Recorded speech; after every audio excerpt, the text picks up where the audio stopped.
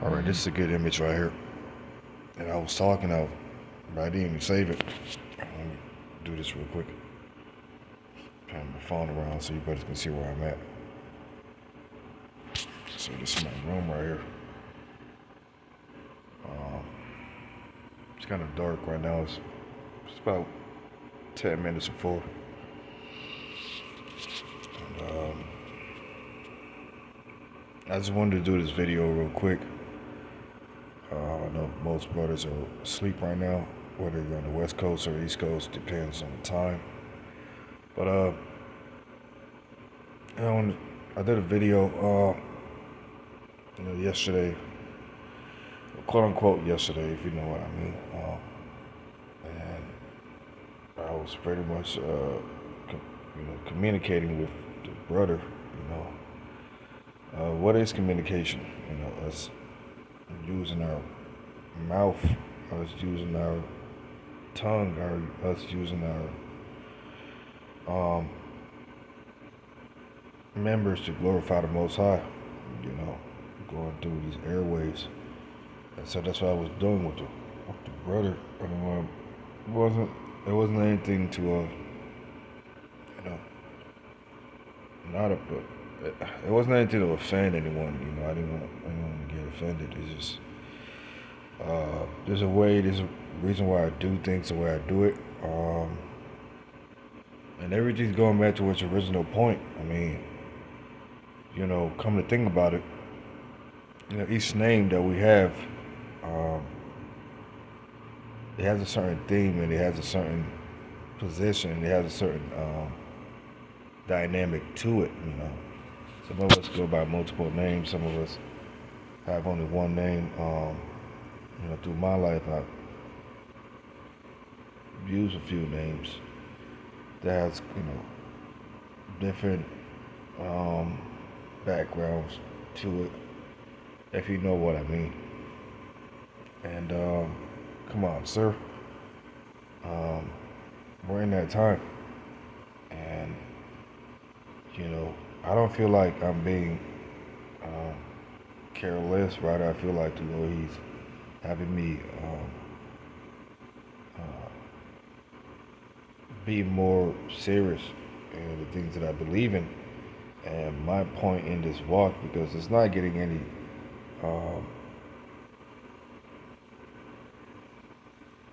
there's no going back. This is the new normal, and so this is what I'm getting myself ready for. And also those, it's not personal, I love brothers, man. Especially my roommate, brother, he should know that, Benjamin. He knows I love him, man. And we have some history together.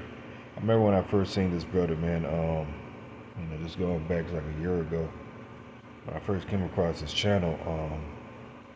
He was saying a few things, and ever since I came across the brother's channel, I started watching him. Like I said, when I first started this walk, I was bringing out the new covenant. Now, but the Lord had the brother bringing out Israel. He's the one that taught me a lot about Israel, and I appreciate the brother for doing that. It's all love, man. Sometimes it doesn't feel good because the Lord has a way of doing things. He reminds us.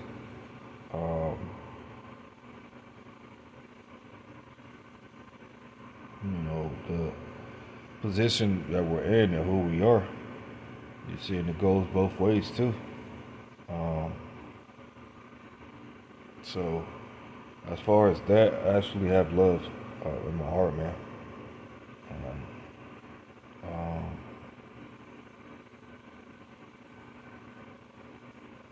I wanted to read this real quick.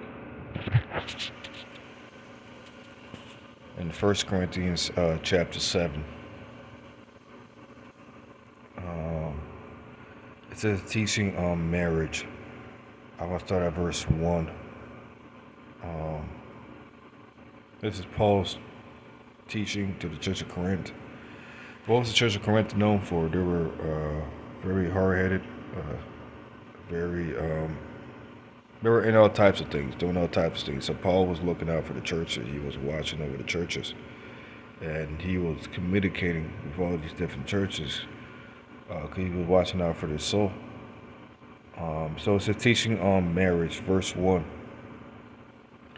It says, "Now concerning the things whereof you wrote unto me, it is good for a man not to touch a woman. Nevertheless, to avoid fornication, let every man have his own wife, and let every woman have her own husband." So Paul, he understood the understanding of marriage, according to the Israelite custom. What is marriage? Sex is marriage. See? Not according to this Western world. Let the husband render unto the wife due benevolence, and likewise also the wife unto the husband. The wife has not power of her own body, but the husband, and likewise also the husband has not power of his own body, but the wife. Alright, so, going back to Adam and Eve,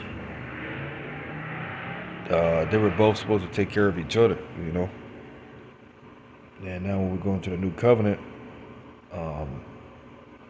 the wife and the husband, they have power over each other. Alright, certain things the husband may know and understand, and the wife may not understand certain things the wife may understand the husband. You know what I'm saying?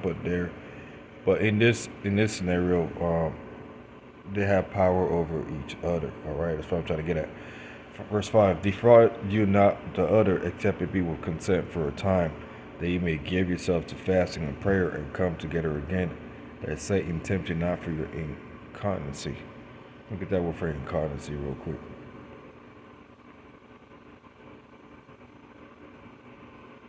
Alright. The word for incontinency, it says want of self-control, incontinence, intemperance. Want of self-constraint, excess, incontinency. So, what do you think about ways that we have we show that we have love for each other, and we want to do right for each other is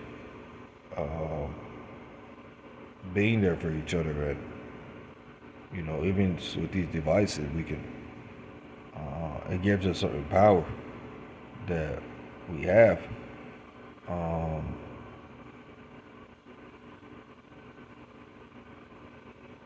But it's not just one way, it's also both ways. So it says the husband has not power of his own body, but the wife. So it's not just one person that has power over the other.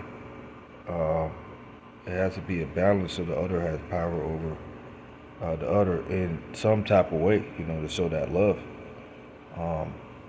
Or if they don't, they would like to whatever method that is being used.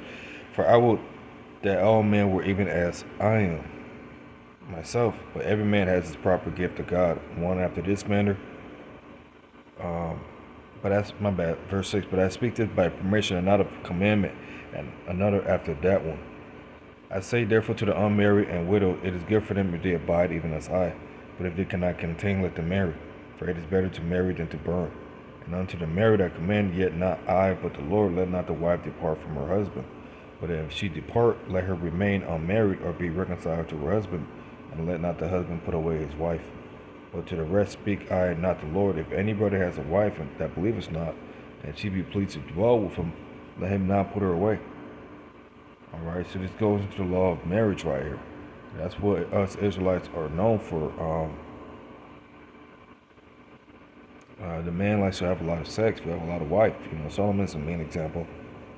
And, as far as me, what do you want me to say, brother? I'm using my critical thinking skills, because I have a high IQ, and I know you do too. You have a very high IQ. You're very blessed, brother, in the position you've been given. No doubt. And I'm just using everything I've been given to continue to move forward, I'm not dirty. I'm not any of that. Some of the things I do, come off that way, but it's not, brother. And you should understand that. You know me for a while now. You understand me. I don't have the things to look into this or look into that. I don't have that. I don't have that power. Um, I let my husband do all that. But just like it says right here, the wife has power over the husband, and the husband has power over the wife, over their body. All right, this is the law of marriage right here. Okay, we're married unto the Most High, Christ, and we're married unto each other in truth. For the unbelieving husband is sanctified by the wife, and the unbelieving wife is sanctified by the husband. Else were your children unclean, but now are they holy. But if the unbelieving depart, let him depart. A brother or a sister is not under bondage in such cases, but God has called us peace. For what knowest thou, O wife, whether thou shalt save thy husband? Or how knowest thou, O man, whether thou shalt save thy wife? But as God hath distributed to every man, as the Lord has called every one, to let him walk, and so ordained I in all the churches. Is any man called being circumcised? Let him not become uncircumcised. Is any called in uncircumcision? Let him not be circumcised. Circumcision is nothing, and uncircumcision is nothing. The keeping of the commandments of the Most High. And this pretty much summarizes the new covenant. Um, it don't matter if you're circumcised in the flesh or not. It's about the circumcision of the heart.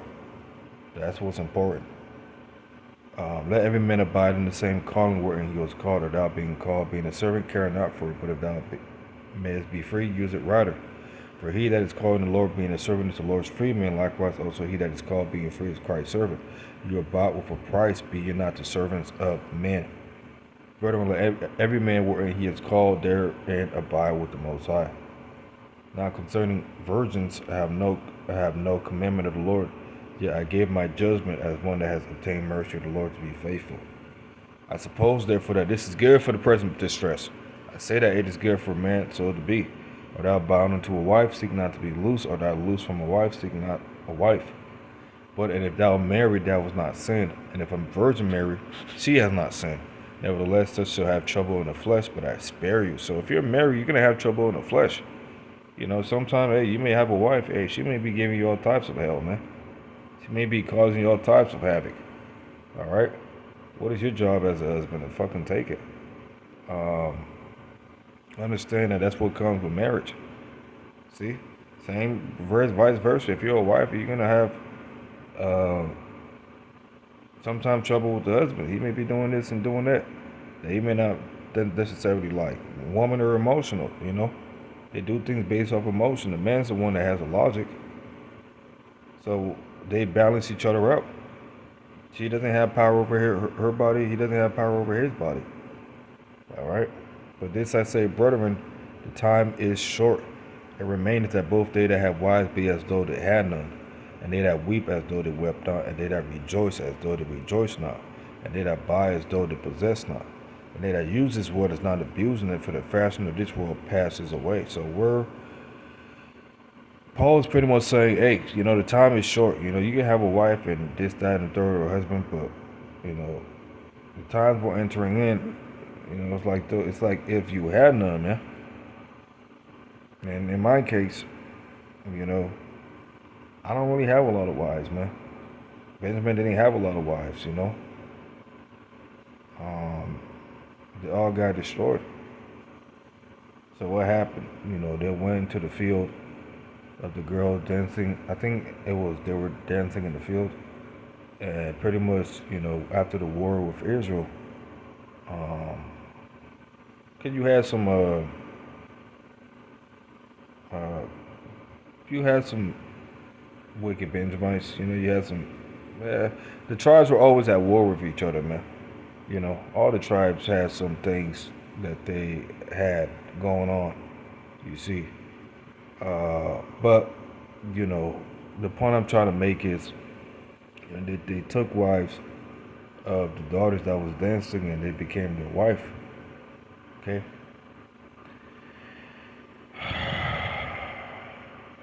As humbly as possible. And they that use this word is not abusing it, for the fashion of this world passes away. But I would have you out carefulness. He that is unmarried careth for the things that belong to the Lord, how he may please the Lord. But he that is married careth for the things that are of the world, how he may please his wife.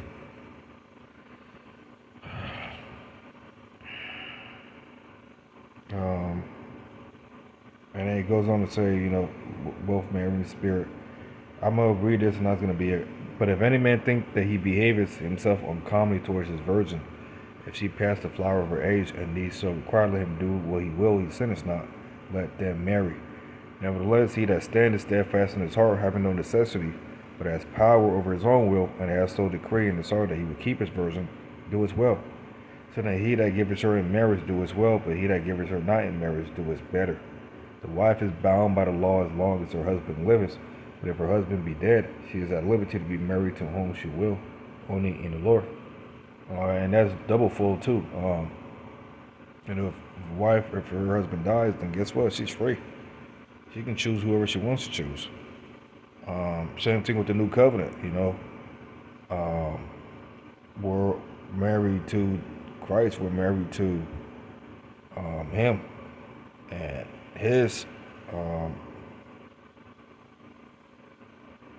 His new covenant. Like the parable of Hagar, the free woman, and the bondwoman. We're the free woman. Okay, we're not bound. We're not in chains. But she is happier if she so abide after my judgment. And I think also that I have the Spirit of the Most High. So Paul is making it pretty clear. Okay, the thing on marriage. The husband has no power over his own body. The wife has no power over her own body. Okay. It's an even exchange. Yeah.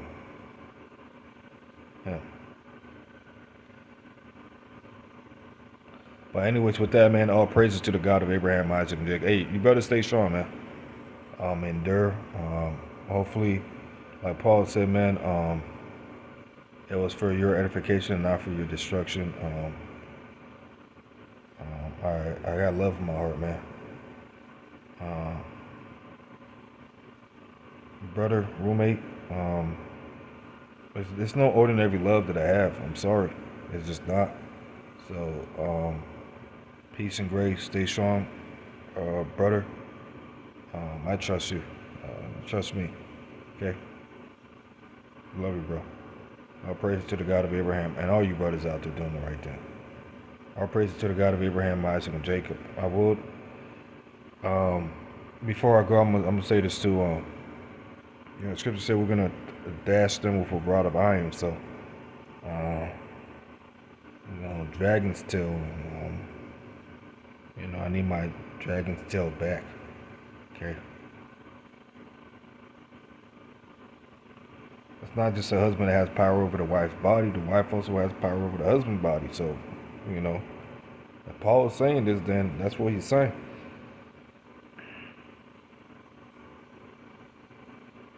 I listen to Paul's writings. GMS, they talk about, hey, Paul this, Paul that, even Sakari talk shit about Paul. No, I love Paul, man.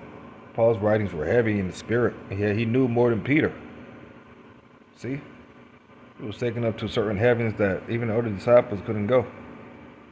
So, if Paul is saying that, best believe it's true.